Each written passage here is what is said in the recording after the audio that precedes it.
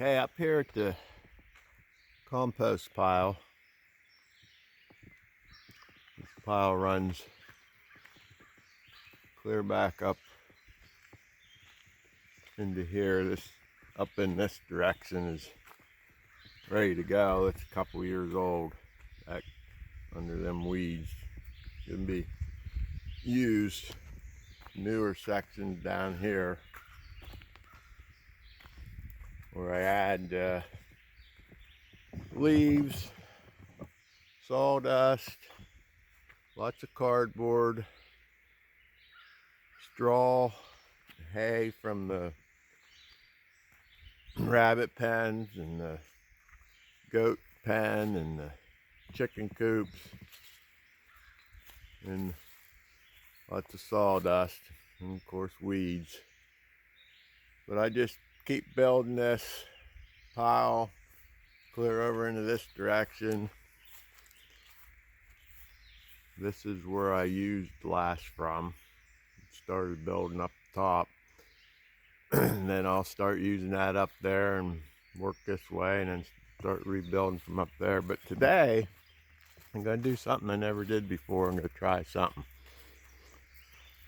I'm going to try, I bought red worms.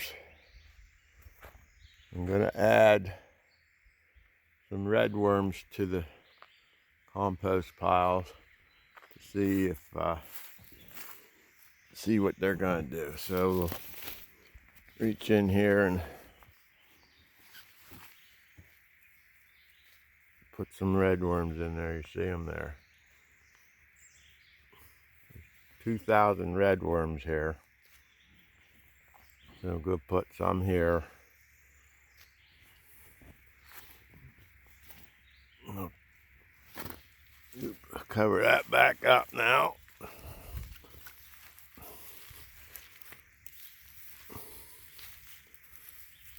And hopefully they'll find enough to eat in here, which they should, to keep them around a while. I was going to put some there, but there's an ant colony in there, so there's sense in doing that. I'll put some over here.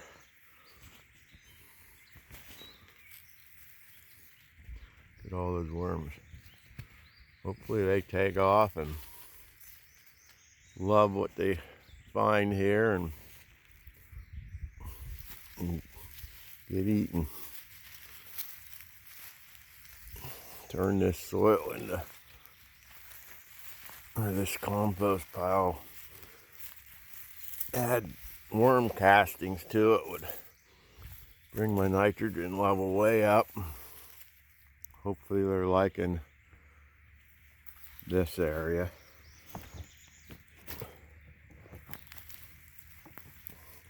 We've had a lot of rain. This here section here is going to be mostly all straw and hay. We've had a lot of rain, so I'm thinking everything's moist enough.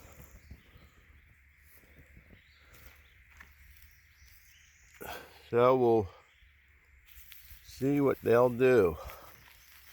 Interested to see if they take off in here. Hopefully they do.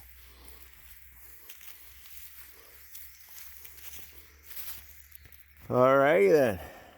There you have it. Uncle Jim's worm farm. 2,000 red worms added to the compost pile. Let's see what they do. Check back on them in a month or so.